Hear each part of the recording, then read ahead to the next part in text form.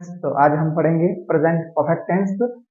कल हमने पिछली क्लास में प्रेजेंट कंटिन्यूअस टेंस पढ़ लिया था, उससे पहले वाली क्लास में हमने प्रेजेंट इंडेफिनिट टेंस पढ़ लिया था। तो आज हम प्रेजेंट परफेक्ट टेंस स्टडी करेंगे। तो सबसे पहले हम जो टेंस ले रहे हैं प्रेजेंट परफेक्ट टेंस, उसके कीवर्ड्स देखते हैं।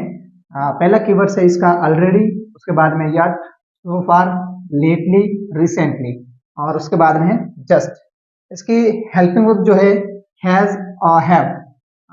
वर्ब जो है उसमें उस V3 का फॉर्म का यूज किया जाता है, वर्ब के थर्ड फॉर्म का यूज किया जाता है। अब हैज किसके साथ में लगेगा और हैव किसके साथ में लगेगा, इन दोनों का यूज है किसके साथ में होगा। तो हैज का use he, she, it, singular subject होना चाहिए। जब आपका सब्जेक्ट ही, सी, इट और सिंगुलर सब्जेक्ट हो तो आप हेल्पिंग वर्ब हैज का यूज करोगे। अब हैव का यूज कब किया जाएगा, तो आपका subject I, we, you, they और प्लूरल सब्जेक्ट है। आपका जो सब्जेक्ट है वो I, we, you, they plural subject है, तो आप हेल्पिंग वर्ब हैव का यूज करोगे। अब इसमें सेंटेंस पैटर्न देखते हैं हम कि अफर्मेटिव का सेंटेंस किस प्रकार से बनेगा, नेगेटिव का किस प्रकार से बनेगा, इंटेरोगेटिव का किस प्रकार से बनेगा और इंटेरोगेटिव नेगेटिव का किस प्रकार से सेंटेंस बनेगा। सबसे पहले हम अफर्मेटिव सेंटेंस की बात करेंगे। तो हम सब्जेक्ट यहाँ पे सेंटेंस पैटर्न में अफर्मेटिव सेंटेंस में सबसे पहले हम सब्जेक्ट लिखेंगे, उसके बाद में हेल्पिंग वर्ब हैज और प्लस V3 प्लस ऑब्जेक्ट। सबसे पहले सब्जेक्ट, उसके बाद में helping verb has plus V3 plus object. अब नेगेटिव सेंटेंस किस प्रकार से बनेगा, इसका पैटर्न क्या रहेगा, तो हम सबसे पहले सब्जेक्ट लिखेंगे, उसके बाद में हेल्पिंग वर्ब हैज और हैव में से लगाएंगे हैज और हैव में से एक, फिर उसके बाद में नॉट कंपलसरी है क्योंकि नेगेटिव सेंटेंस है, उसके बाद में हम वर्ब की थर्ड फॉर्म का यूज करेंगे और लास्ट में आ जाएगा ऑब्जेक्ट। अब नेक्स्ट सेंटेंस देखेंगे इंटरोगेटिव का। इंटरोगेटिव जो सेंटेंस है उसमें हम हेल्पिंग वर्ब को पहले यूज करेंगे। इंटरोगेटिव सेंटेंस में हेल्पिंग वर्ब को हम पहले यूज करेंगे, उसके बाद में सब्जेक्ट आ जाएगा और सब्जेक्ट के बाद में वर्ब की थर्ड फॉर्म आ जाएगी, उसके बाद में ऑब्जेक्ट और लास्ट में क्वेश्चन मार्क।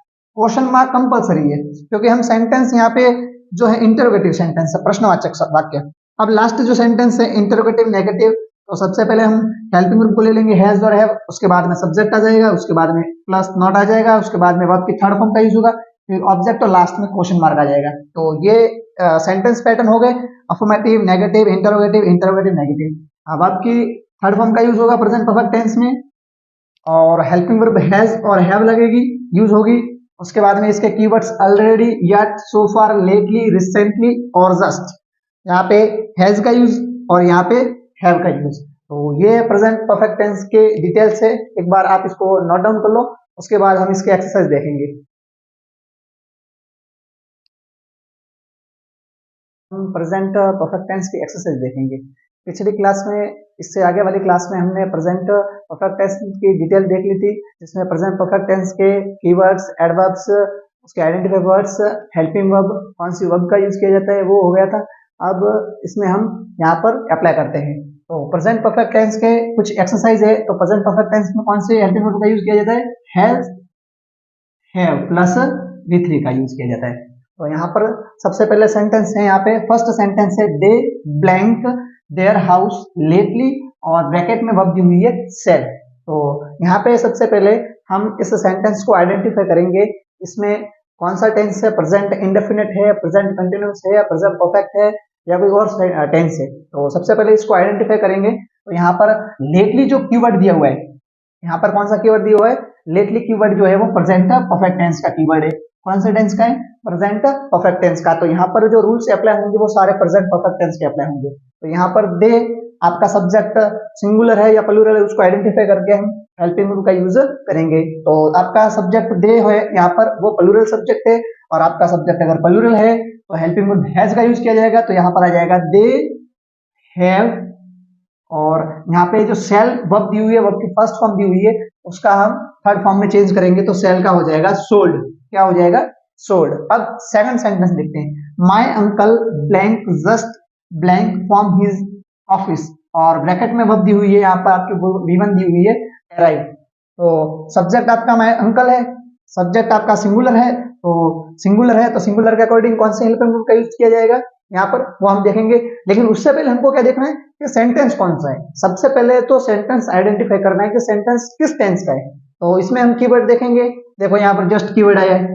अब जस्ट कीवर्ड जो है वो प्रेजेंट परफेक्ट टेंस का है। कौन सा टेंस का है, प्रेजेंट परफेक्ट टेंस का है। तो जस्ट कीवर्ड आया और ब्लैंक जस्ट के आगे भी दिया हुआ है और जस्ट यहाँ पे जस्ट के बाद भी ब्लैंक दिया हुआ है, दोनों तरफ रिक्त स्थान है। अब ऐसे कंडीशन में क्या करना है, ये जस्ट ऑलरेडी जो कीवर्ड्स है वो हेल्पिंग और वर्ब के मध्य में यूज किए जाते हैं। जस्ट ऑलरेडी जो कीवर्ड है वो हेल्पिंग और वर्ब के मिडल में यूज किए जाते हैं, के मध्य में यूज किए जाते हैं। तो सबसे पहले यहाँ पर वही सेंटेंस पैटर्न फॉलो करेंगे हम, subject plus has a plus V3 plus object. तो यहाँ पर माय अंकल, तो फर्स्ट जो ब्लैंक है उसमें हम माय अंकल के अकॉर्डिंग हैज और हैव में से हम हैज का यूज करेंगे क्योंकि आपका सब्जेक्ट सिंगुलर है माय अंकल।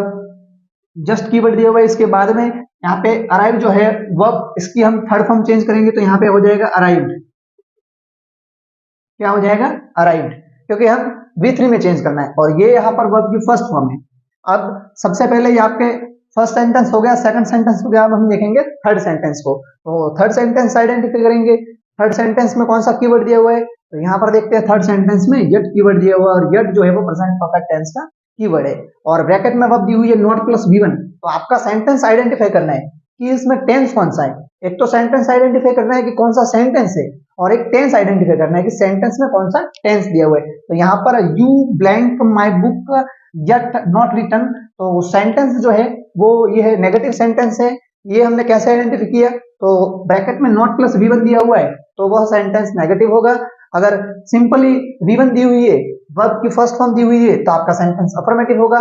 प्लस अगर आगे वर्ब की आगे WH फैमिली का कोई वर्ड दिया हुआ है और लास्ट में क्वेश्चन मार्क है तो वह आपका इंटरोगेटिव सेंटेंस होगा।